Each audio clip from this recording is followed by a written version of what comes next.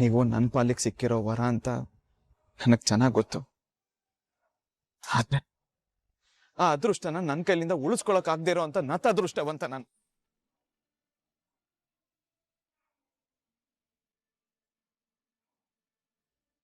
ಈಗಂಥದ್ದೇನು ಆಗ್ಬಾರ್ದು ಆಗಿಲ್ಲ ರಾಘವ್ರೆ. ಮನುಷ್ಯ ನೀನ್ ತಗೊಂಡಿರೋ ನಿರ್ಧಾರ ಸರಿ ಇಲ್ಲ ಅಂತ ಭಗವಂತ ಹೇಳಾಗಿದೆ.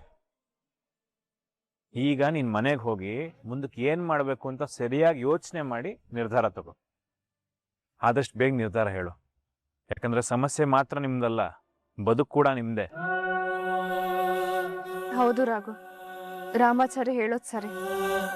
ನೋಡಿ ರಾಘು, ನೀವು ತಗೊಳ್ಳೋ ಒಳ್ಳೆ ನಿರ್ಧಾರಕ್ಕೋಸ್ಕರ ನಾನು, ಚಾರು ಮೇಡಮ್ಮು, ಮುಖ್ಯವಾಗಿ ಜಾನ್ಸಿ ಅವರು ಕಾಯ್ತಾ ಇರ್ತೀವಿ. ಜಾನ್ಸಿ, ಬಾ ಹೋಗೋಣ.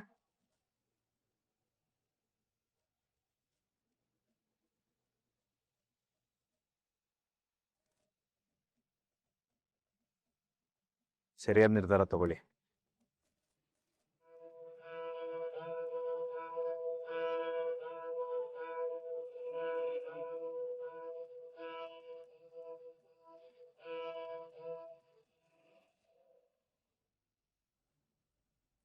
Wow, nice coffee. ಅಲ್ಲ ಮೇಡಮ್, ಪ್ರಪಂಚದಲ್ಲಿ ಏನಾಗ್ತಿದೆ ಅನ್ನೋದನ್ನ ತಿಳ್ಕೊಳ್ಳದೆ ಒಳ್ಳೆ ಎಮ್ಮೆ ಕಲ್ಗೋಚನ ಅಲ್ಲ, ಈ ಕಾಫಿನ ಈ ರೇಂಜ್ಗೆ ಎಂಜಾಯ್ ಮಾಡ್ಕೊಂಡು ಕುಡಿತಾ ಇದೀರಲ್ಲ, ಅಲ್ಲಿ ಏನಾಗಿದೆ ಅಂತ ನಿಮ್ಗೆ ಗೊತ್ತಾ? ಏನಾಗಿದೆ? ಅಲ್ಲ ರೋಸ್, ನಿಮ್ಮ ಗಂಡ ಸಂಪಾದನೆ ಮಾಡಿರೋ ಅವರ ಮೊದಲನೇ ಆಸ್ತಿ, ಅವರ ಪಾಲಿನ ಇಂಪಾರ್ಟೆಂಟ್ ಆಸ್ತಿ ಅಲ್ಲಿ ಹರಾಜು ಬಂದು ಕುಂತಿದೆ. ಓ, ಇಸ್ ಇಟ್? ಇದೇನ್ ರೋಸ್, ಇಷ್ಟೊಂದು ಕೂಲಾಗಿ ಕೇಳ್ತಾ ಇದೀರಿ? ಜಿಕೆ, ಅದ್ ನನ್ಗೂ ಗೊತ್ತು. ಏನ ನಿಮಗ್ ಗೊತ್ತಾ? ಗೊತ್ತಿದ್ದು ಇಷ್ಟು ಕೂಲ್ ಆಗಿದ್ದೀರಾ? How can it possible? ಯಾ ಹರಾಜಲ್ಲಿ ಪಾರ್ಟಿಸಿಪೇಟ್ ಮಾಡೋದು ಒಬ್ರೆ. ಆ ಒಬ್ರು ಯಾರು ಅಂತ ಗೊತ್ತಾ? ಯಾರು? ನಮ್ ನವದೀಪ್. ಹೌದಾ? ಹೌದು. ಹೋ, ಹಾಗಿದ್ರೆ ಒಂದು ಪ್ರಾಪರ್ಟಿ ಸಕ್ಸೇನಾ ಕೈಗೆ ಹೋಗ್ಬಿಡುತ್ತೆ ಅಲ್ವಾ? ಹೋಗ್ಲಿ ಬಿಡು, ಅದು ನವದೀಪ್ ಹೋದ್ರೇನು ನಮ್ಮ ಹತ್ರ ಇದ್ರೇನು ಎಲ್ಲ ಒಂದೇ ತಾನೆ. ಹೆಂಗೆ? ದಡ್ಡ, ನವದೀಪ್ ಹರಾಜಲ್ಲಿ ಪ್ರಾಪರ್ಟಿ ತಗೊಂಡ್ರೆ ಅದ್ ಯಾರಿಗ್ ಸೇರುತ್ತೆ? ಯಾರಿಗೆ? ಅವನೊಬ್ನೇ ಮಗ ವಿವೇಕಕ್ ಸೇರುತ್ತೆ. ಹೌದು, ಆ ವಿವೇಕಕ್ಕೆ ಸೇರುತ್ತೆ. ವಿವೇಕ್ ನ ಮದ್ವೆ ಆಗ್ತಾ ಇರೋದು ಯಾರು? ಯಾರು? ನನ್ ಬೇಬಿ ಚಾರು. ನನ್ ಬೇಬಿ ಮದ್ವೆ ಆಗಿ ಅವ್ರ ಮನೆಗ್ ಸೊಸೆಯಾಗಿ ಹೋದ್ರೆ ಆ ಪ್ರಾಪರ್ಟಿ ಎಲ್ಲ ನನ್ ಬೇಬಿದೆ ತಾನೆ. ಓಹೋ, ತಾವು ಹಂಗ ಬರ್ತಾ ಇದೀರಾ. ಒಟ್ನಲ್ಲಿ ಆ ಒಂದು ಪ್ರಾಪರ್ಟಿ ನಿಮ್ ಮಗಳು ಮತ್ತೆ ಅಳಿಯನಿಗೆ ಸೇರುತ್ತೆ ಅಂತ ಹೇಳ್ತಾ ಇದೀವಿ ಏನಿ? ಎಸ್. ಹೌದೌದೌದು. ಇಷ್ಟೆಲ್ಲ ಆದ್ಮೇಲೆ ಆ ಒಂದು ಪ್ರಾಪರ್ಟಿ ನಿಮ್ ಮಗಳು ಮತ್ತೆ ಅಳಿಯನಿಗೆ ಕನ್ಫರ್ಮ್ ಆಗಿ ಸೇರುತ್ತೆ ಬಿಡಿ. ಅದು ನನ್ನ ಮಗಳು ನನ್ನ ಅಳಿಯನಿಗೆ ಸೇರಿ ಪ್ರಾಪರ್ಟಿ. ಅಯ್ಯೋ, ನೀವು ಅಂದ್ಕೊಂಡಿರೋ ಅಳಿಯ ಆ ವಿವೇಕ್, ನಾನ್ ಹೇಳ್ತಾ ಇರೋ ಅಳಿಯ ರಾಮಾಚಾರಿ.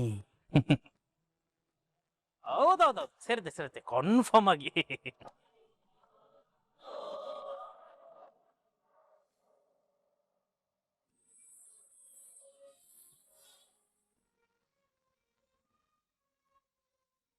ಜಾನ್ಸಿ, ಪ್ರೀತಿಸ್ತವರು ದೂರ ಆಗ್ಬೋದು, ಆದ್ರೆ ಮದ್ವೆ ಆಗಿ ಪ್ರೀತಿಸ್ತಾ ಇರೋ ಗಂಡ ಹೆಂಡತಿನ ದೂರ ಮಾಡೋ ಶಕ್ತಿ ಯಾವ ದೇವ್ರಿಗೂ ಇಲ್ಲ. ದೇವ್ರಿಗ ಶಕ್ತಿ ಇಲ್ಲ, ಅದಕ್ಕೆ ತಾನೆ ಮನುಷ್ಯರಿಗತ್ತ ಶಕ್ತಿ ಕೊಟ್ಟಿರೋದು. ಇಷ್ಟಕ್ಕೆ ಎಲ್ಲ ಮುಗೀತು ಅಂತ ಯಾಕೆ ಅನ್ಕೋತೀಯ ತಂಗಿ? ಸಂತೋಷದ ದಿನಗಳು ನಿನಗೆ ಸಿಗ್ಬೇಕು ಅಂದ್ರೆ ಕಷ್ಟದ ದಿನಗಳನ್ನೂ ನೀನ್ ದಾಟ್ಬೇಕಲ್ವಾ? ಈಗ ನಾವು ರಾಘವ್ ಹತ್ರ ಮಾತಾಡ್ಕೊಂಡು ಬಂದಿದೀವಲ್ವಾ, ಒಂದ್ ಪಾಸಿಟಿವ್ ರೆಸ್ಪಾನ್ಸಸ್ ಸಿಗುತ್ತೆ. ನೀನ್ ತಲೆ ಕೆಡ್ಸ್ಕೊಬೇಡ. ಬಿಡಿ ಅಣ್ಣ, ಬೇರ್ ಸುಟ್ಟು ಹೋದ್ಮೇಲೆ ಗಿಡ ಚಿಗುರುತ್ತೆ ಅನ್ನೋದು ಆ ಕ್ಷಣಕ್ ಮಾತ್ರ ಸಮಾಧಾನ ಕೊಡುತ್ತೆ ಅಲ್ವಾ ಅಣ್ಣ? ನೋಡು ತಂಗಿ, ನಾವೀಗ ಏನು ಮಾತಾಡಿದ್ರು ನಿನ್ ಮನ್ಸಿಗೆ ಅದು ತಟ್ಟಲ್ಲ. ಆದ್ರೆ ಒಂದು ವಿಷಯ ತಿಳ್ಕೊ, ಆ ದೇವರು ಕೆಟ್ಟವ್ರಿಗೆ ಒಳ್ಳೇದ್ ಮಾಡ್ತಾನೆ, ಆದ್ರೆ ಒಳ್ಳೆಯವ್ರಿಗೆ ಯಾವತ್ತೂ ಕೆಟ್ಟದ್ ಮಾಡಲ್ಲ. ಆ ನಂಬಿಕೆಯಲ್ಲೇ ನಾವು ಬದುಕ್ತಾ ಇದೀವಿ, ನೀನು ಬದುಕು, ಸರಿನಾ? ಆಮೇಲೆ ಒಂದ್ ನಿಮಿಷ ಮುರಾರಿ, ಹೇಳು ಮುರಾರಿ. ಎಲ್ಲಿದ್ಯೋ ನೀನೀಗ? ಈಗ ದೇವಸ್ಥಾನದಿಂದ ನಾನು, ಚಾರು ಮೇಡಮ್, ಜಾನ್ಸಿ ಅವರು ಮನೆ ಕಡೆ ಬರ್ತಾ ಇದೀವಿ. ಸರಿ, ನೀನ್ ಯಾಕೆ ಸೀರಿಯಸ್ ಆಗಿದ್ಯಾ? ಅದು ಇವತ್ತು ಅಕ್ಕಿಯವ್ರ ಅಪ್ಪನ ಆಸ್ತಿನ ಹರಾಜಾಗ್ತಾ ಇದಾರೆ ಕಣೋ.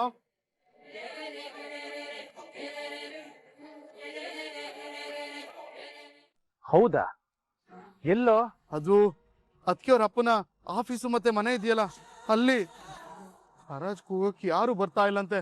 ಆ ಸಕ್ಸೇನ ಮಾತ್ರ ಇದಾನಂತೆ. ಎಲ್ಲ ಆಸ್ತಿನೂ ಅವನ್ಗೆ ಹೋಗ್ಬಿಡುತ್ತೆ ರಾಮಾಚಾರಿ. ಏನಾದ್ರೂ ಮಾಡೋ. ಸರಿ, ಈಗ ಎಷ್ಟೊತ್ತು ಖರಾಜು? 4 ಗಂಟೆಗಂತೆ. ಸರಿ ಆಯ್ತು, ಆಮೇಲೆ ಫೋನ್ ಮಾಡ್ತೀನಿ ತಡಿ. ಏನ್ ಮಾಡ್ತಾನೆ ಏನೋ. ರಾಕ್ಷಸರು ದಿನ ದಿನ ಗೆಲ್ತಾನೆ ಇದ್ದಾರೆ. ಒಳ್ಳೆಯವ್ರು ಮಾತ್ರ ಯಾವಾಗ್ಲೂ ಸೋಲ್ತಾನೆ ಇರ್ತಾರೆ. ದೇವ್ರೆ, ಒಳ್ಳೆಯವ್ರಿಗೆ ಯಾವ್ದಾದ್ರೂ ಒಂದ್ ರೂಪದಲ್ಲಿ ಸಹಾಯ ಮಾಡಪ್ಪ. ಏನಾಯ್ತು ರಾಮಾಚಾರಿ? ದೊಡ್ಡ ಪ್ರಾಬ್ಲಮ್ ಆಗಿದೆ ಮೇಡಮ್. ಏನ್ ಪ್ರಾಬ್ಲಮ್? ನಿಮ್ಮ ತಂದೆಯವ್ರ ಮೊದಲನೇ ಆಫೀಸು ಮನೆ ಇವತ್ತೇ ಹರಾಜಾಗ್ತಾ ಇದ್ದಾರಂತೆ. ಆದ್ರೆ ಅದನ್ನ ತಗೊಳಕ್ಕೆ ಆ ಹರಾಜಿಗೆ ನವದೀಪ್ ಬಿಟ್ಟು ಯಾರು ಹೋಗ್ತಾ ಇಲ್ವಂತೆ. ಈ ವಿಷಯ ನಮಗ್ ಗೊತ್ತಿದ್ರು ಡೇಟ್ ಇವತ್ತೇ ಅನ್ನೋದನ್ನ ಮರ್ತ್ಬಿಟ್ವಿ. ಅಲ್ದೆ ಅದು ನಿಮ್ ತಂದೆಯವ್ರ ಮೂಲ ಆಸ್ತಿ. ಅವ್ರ ಬದುಕು ಶುರು ಮಾಡಿದ್ದೆ ಅಲ್ಲಿಂದಲ್ವಾ. ಅದೀಗ ಆ ದುಷ್ಟ ನವದೀಪ್ ಕೈಗೆ ಸೇರುತ್ತೆ ಅನ್ನೋ ಯೋಚನೆ ಮಾಡಿದ್ರೆ ಬೇಸರ ಆಗುತ್ತಲ್ಲ. ಬೇರೆಯವ್ರ ಹೆಸರಲ್ಲಿ ಬಿಡ್ ಮಾಡ್ಬೇಕು ಅಂತ ನಾವ್ ಯೋಚನೆ ಮಾಡಿದ್ವಿ. ಆದ್ರೆ ಇವಾಗ ಏನ್ ಮಾಡೋದು? ಬಿಡ್ ಮಾಡೋದ್ ಸರಿ ಮೇಡಮ್, ಆದ್ರೆ ದುಡ್ಡು ಯಾರು ಕೊಡ್ತಾರೆ? 1-2 ರೂಪಾಯಿ ಅಲ್ಲ, 100 ಕೋಟಿ ಬೇಕು. ಇವಾಗ ಏನ್ ಮಾಡೋದು ರಾಮಾಚಾರಿ? ನಿಮ್ಗೂ ಗೊತ್ತಾಗ್ತಿಲ್ಲ ಮೇಡಮ್.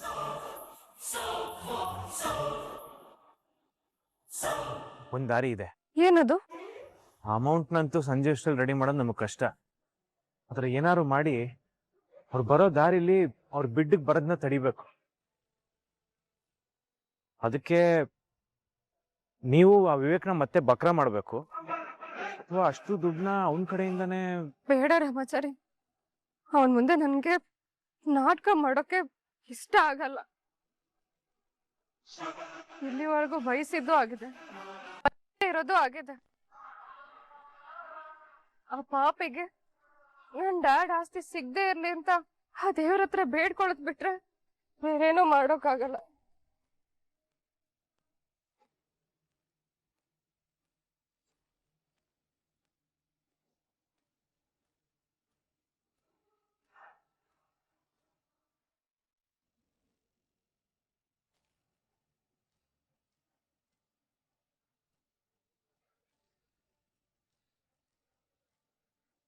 साहब इन्नु यारू बंदे ಇಲ್ಲ, ಚೇರ್ಸ್ ಎಲ್ಲ ಖಾಲಿ ಇದೆ. देखो वरुण, ये 1000-2000 का डील नहीं है, करोड़ करोड़ का डील है. ऐसा डील करने आए तो दिल गट्टी इरಬೇಕು ಅಂತವರೇ ಈ ಆಕ್ಷನ್ಗೆ ಬರೋದು. जैसे मैं हूँ और मेरे जैसा लोग पूरे शहर में ತುಂಬಾ ಕಡಿಮೆ. ಅಲ್ಲ ಡ್ಯಾಡ್, हमको छोड़ के ಯಾರು ಬಂದಿಲ್ಲ ಅಂದ್ರೆ? ಬಂದಿಲ್ಲ ಅಂದ್ರೆ ज्यादा से ज्यादा क्या होगा? गवर्नमेंट जो फेक फिक्स किया है ಅದಕ್ಕಿಂತ ಜಾಸ್ತಿ ಕೊಟ್ಟು ಪ್ರಾಪರ್ಟಿ ಹಮಾರಾ ಹೋ ಜಾಯೇಗಾ. ಅಂದ್ರೆ ನಮ್ಮನ್ ಬಿಟ್ಟು ಯಾರು ಬರಲ್ಲ ಅಂತೀರಾ? ಮತ್ತೆ 100 crores लेके कौन आएगा? ಬಂದ್ರು ನಮ್ಮ ಆದ್ಮಿ ಲೋಗ್ ಅವನ್ಗೆ ಥ್ರೆಟನ್ ಮಾಡಿ ಇಲ್ಲಿಂದ ಕಳ್ಸ್ಬಿಡ್ತಾರೆ ಅಷ್ಟೇ. ಸರ್, ಇನ್ನು ಯಾರು ಬಂದಿಲ್ವಲ್ಲ, ಬಿಟ್ ಶುರು ಮಾಡ್ಬೋದಲ್ವಾ ನಾವು? ಸಾರಿ ಸರ್, ಟೈಮ್ ಇನ್ನೂ ಆಗಿಲ್ಲ. ಅದು ಅಲ್ಲದೆ ನಿಮ್ಮನ್ ಬಿಟ್ಟು ಬೇರೆ ಯಾರು ಬಿಡ್ ಮಾಡಲ್ಲ ಅಂತಿತ್ತು. ಆದ್ರೆ ಇನ್ನೊಬ್ರು ಬಿಡ್ ಮಾಡಕ್ಕೆ ಬರ್ತಾ ಇದ್ದಾರೆ ಸರ್.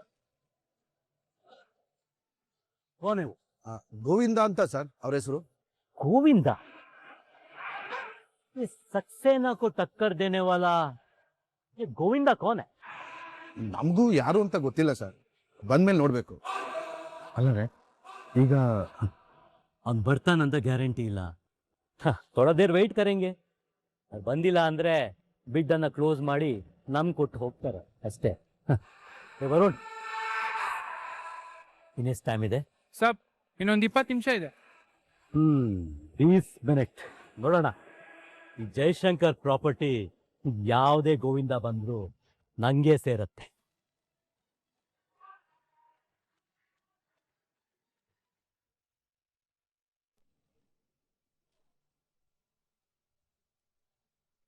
ಬಾಪ ಬಾ ಬಾ ಬಾ, ಎಲ್ಲ ನಿನಗೋಸ್ಕರನೇ ಕಾಯ್ತಾ ಇದೀವಿ. ಮತ್ತೆ ಹೇಳಿದಾಗೆ ಜಾನ್ಸಿನ ಮೀಟ್ ಮಾಡ್ದೆ ತಾನೆ? ಹಾ ದೊಡ್ಡಪ್ಪ, ಮೀಟ್ ಮಾಡ್ದೆ. ಎಲ್ಲ ಮಾತಾಡಿದ್ಯಾ ತಾನೆ? ಅನಿತಾ ಹೇಳ್ದಂಗ ಅವಳ ಹತ್ರ ಸೈನ್ ಮಾಡಿಸ್ಕೊಂಡ್ ಬಂದಿದ್ಯಾ ಅಲ್ವಾ? ಏನ್ ಮಂಜುಳಾ ಹೀಗೆ ಕೇಳ್ತಾ ಇದೀಯಾ? ಹೋಗಿ ಮೀಟ್ ಮಾಡಿ ಮಾತಾಡ್ಸ್ಕೊಂಡು ಬಂದಿದ್ದಾನೆ ಅಂದ್ಮೇಲೆ ಸೈನ್ ಮಾಡಿಸ್ಕೊಂಡು ಬರ್ದೇ ಇರ್ತಾನ? ಇಲ್ಲ ದೊಡ್ಡಪ್ಪ, ಸೈನ್ ಮಾಡ್ಸಕ್ಕಾಗ್ಲಿಲ್ಲ.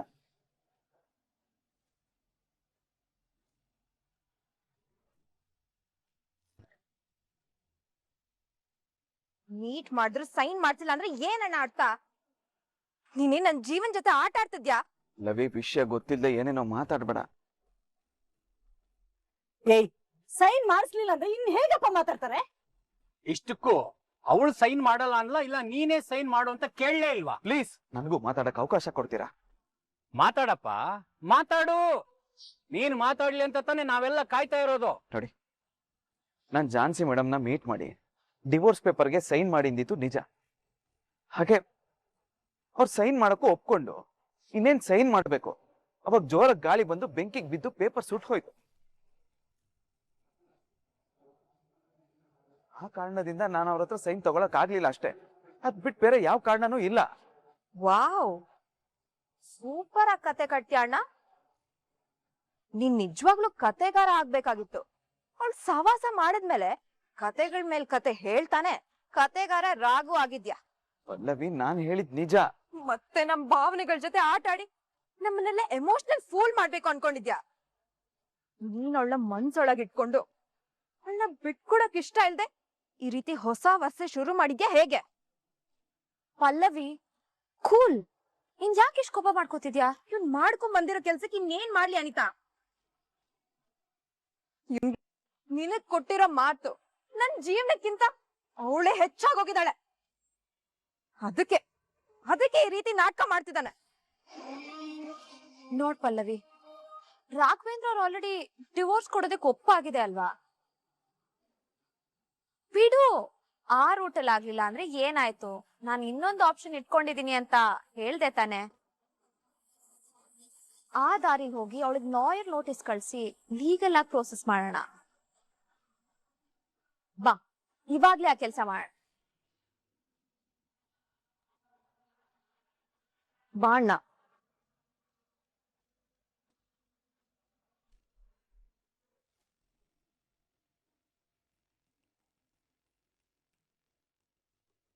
ವರುಣ್, ಅಭಿ ತಕ್ ಯಾರು ಬಂದೇ ಇಲ್ವಲ್ಲ? ಹೌದು ಸಾಬ್. ಜಯಶಂಕರ್ ಪ್ರಾಪರ್ಟಿ ಬೇಕು ಅಂತ ನನ್ನ ಸಪ್ನ. ಅದನ್ನು ತಡೆಯೋಕೆ ಯಾರಿಂದಲೂ ಸಾಧ್ಯ ಇಲ್ಲ. ವಸುದೇವ್, ಏನ್ರಿ ಇದು? ಟೈಮ್ ಆಗ್ತಾ ಬಂತು, ಇನ್ನೂ ಯಾರು ಬಂದೇ ಇಲ್ವಲ್ಲ? ಯಾರು ಬಂದಿಲ್ಲ ಅಂದ್ರೆ ಈ ಪ್ರಾಪರ್ಟಿ ತಗೊಳಕ್ಕೆ ಯಾರಿಗೂ ಇಂಟ್ರೆಸ್ಟ್ ಇಲ್ಲ ಅಂತ ಅರ್ಥ. ಹಾಗಾದ್ರೆ ಏನ್ ಮಾಡೋಣ? ಏನ್ ಮಾಡೋದಂದ್ರೆ ಬಿಡ್ಡಿಂಗ್ ಸ್ಟಾರ್ಟ್ ಮಾಡಿ, ಯಾರು ಬಡದ ಕಾರಣ ನಾನೇ 2,000 ಕೂಗಿ ನೀವು ಗೌರ್ಮೆಂಟ್ ಫಿಕ್ಸ್ ಮಾಡಿದ ರೇಟ್ ಅನ್ನ ಫೈನಲ್ ಮಾಡ್ತೀನಿ. That's it. ಅವ್ರು ಹೇಳೋದು ಸರಿನೇ, ಹಾಗೆ ಮಾಡೋಣ. ಸರ್, ಇನ್ನೂ 1 ನಿಮಿಷ ಇದೆ ಸರ್. ಇಷ್ಟೊತ್ತು ಬರೆದವನು ಇನ್ನು 1 ಮಿನಿಟ್ ಅಲ್ಲಿ ಬಂದ್ಬಿಡ್ತಾನ? ಸರ್, ಆದ್ರೂ ರೂಲ್ ಅನ್ನೋದು ಇದೆಯಲ್ಲ ಸರ್. ಓಕೆ, ನಮಗೂ ನಿಮ್ಮ ರೂಲ್ಸ್ ಅನ್ನ ಬ್ರೇಕ್ ಮಾಡೋದು ಇಷ್ಟ ಇಲ್ಲ. ಆಗ್ಲೇ 20 ಸೆಕೆಂಡ್ ಆಗೋಗಿದೆ, ಇನ್ನು 40 ಸೆಕೆಂಡ್ಸ್ ಬಾಕಿ ಇದೆ. ಏ ವರುಣ್, ಕೌಂಟ್ ಡೌನ್ ಸ್ಟಾರ್ಟ್ ಕರೋ. ಓಕೆ ಸಾಬ್.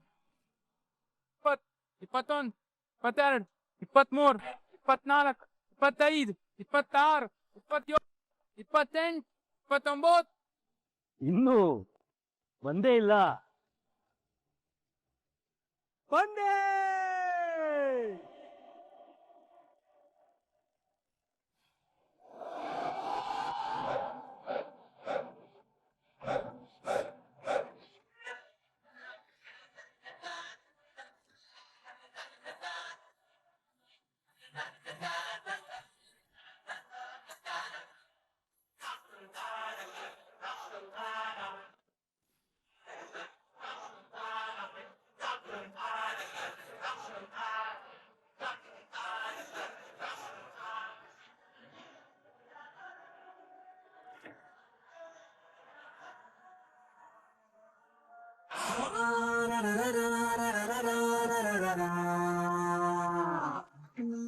ಯಾರು ಸರ್ ಇದು?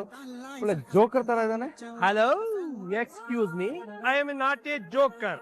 ಶಾಕ್ ಕೊಡಕ್ ಬಂದಿದ್ದೀನಿ. ಯಾರಿಗೆ? ನೋಡ್ತಾ ಇದೀರಲ್ಲ, ಸಿನಿಮಾ ನೋಡಕ್ಕೂ ಮೊದಲು ಕತೆ ಹೇಳಿದ್ರೆ ಮಜಾ ಇರಲ್ಲ ಅಲ್ವಾ?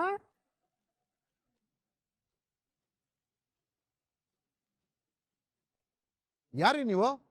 ಗೋ ಗೋ ಗೋವಿಂದ.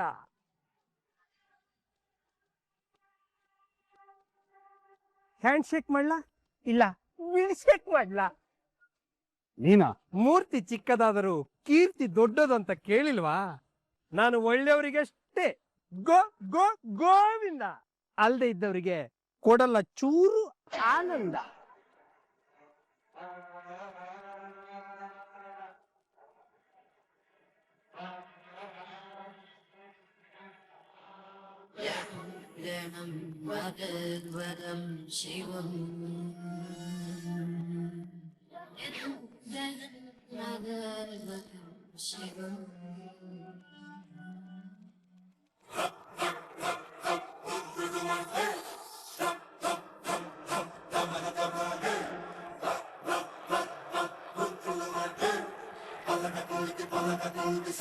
ಟೈಮ್ ಆಯ್ತಲ್ಲ, ಶುರು ಮಾಡ್ಬೋದಾ? Ready sir. ಮತ್ತೆ ಶುರು ಮಾಡಿ. ಸರ್ಕಾರಿ ಬೆಲೆ 120 ಕೋಟಿ. 130 ರೂಪಾಯಿನಾ? ಅಲ್ಲ, ಕೋಟಿ. 140 crores. 140 ಕೋಟಿ ಒಂದ್ಸಲ. 150 ಕೋಟಿ. 150 ಕೋಟಿ ಒಂದು ಸಲ. 200 ಕೋಟಿ. 200 ಕೋಟಿ ಒಂದು ಸಲ. 220 ಕೋಟಿ. 230 crores. 280 ಕೋಟಿ. 280 ಕೋಟಿ ಒಂದ್ಸಲ. 300 crores. 300 ಕೋಟಿ ಒಂದ್ಸಲ. 360 ಕೋಟಿ. 400 crores. 400 ಕೋಟಿ ಒಂದು ಸಲ. 410 ಕೋಟಿ. 420 crores. 420 ಚೆನ್ನಾಗಿದೆ, ಅದು ನಿಮಗೆ ಮ್ಯಾಚ್ ಆಗುತ್ತೆ. ಏಯ್, ಐ ಮಾಡಿ ಕೂಗ್ತೀನಿ. 450 ಕೋಟಿ. 450 ಕೋಟಿ ಒಂದ್ಸಲ. 460 ಕೋಟಿ. 460 ಕೋಟಿ ಒಂದು ಸಲ. 490 ಕೋಟಿ. 490 ಕೋಟಿ ಒಂದ್ಸಲ. 495 ಕೋಟಿ. ಸಾಬ್, ಪ್ರಾಪರ್ಟಿ ವ್ಯಾಲ್ಯೂ ಇರೋದು ಬರೀ 400 ಕೋಟಿ. छोड़ो छोड़ो छोड़ो, ये मेरा प्रेस्टीज का मैटर है. 495 ಕೋಟಿ ಒಂದ್ಸಲ. 500 ಕೋಟಿ. 500 ಕೋಟಿ ಒಂದ್ಸಲ. ಸಾಬ್ ಪ್ಲೀಸ್ ನನ್ ಮಾತ್ ಕೇಳಿ. ಬೇಡ ಸಾಬ್, ಗೊತ್ತಿದ್ದು ಅಳ್ಳಿಗ್ ಬಿದ್ರೆ ದಡ್ಡ ಅಂತಾರೆ. ನಿಮ್ ಪ್ರೆಸ್ಟೀಜ್ಗೋಸ್ಕರ ಕೋಟಿ ಕೋಟಿ ಲಾಸ್ ಮಾಡ್ಕೊಳಕ್ಕಾಗುತ್ತಾ? ಬೇಡ ಸಾಬ್. 500 ಕೋಟಿ 2 ಸಲ. 500 ಕೋಟಿ 3 ಸಲ.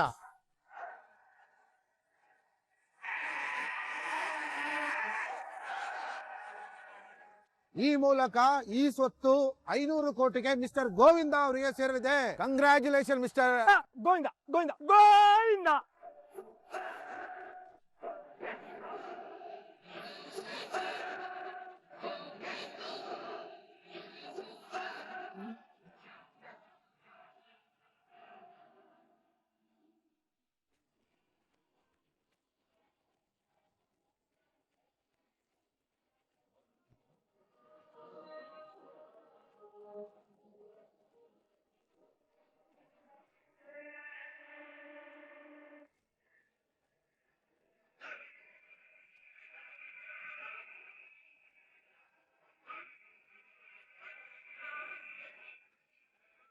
Who are you, man? How are you mister Saxena? ಯಾರ್ದೋ ಮುಖ ನೋಡಿ ಹೂ ಆರ್ ಯು ಅಂತಿದ್ರಲ್ಲ. Hey, तुमको किसने भेजा है? ಗೋವಿಂದನ ಹತ್ರ ಇಂಥ ಪ್ರಶ್ನೆ ಕೇಳಿದ್ರೆ ಗೋ ಅಂತ ಹೇಳಿ ಹೋಗ್ತಾ ಇರ್ತೀನಿ. ಬಾಯ್ ಸಕ್ಸೇನಾ, ಫಿರ್ ಮಿಲೆಂಗೆ. ಬಾಯ್ ಸಕ್ಸೇನಾ.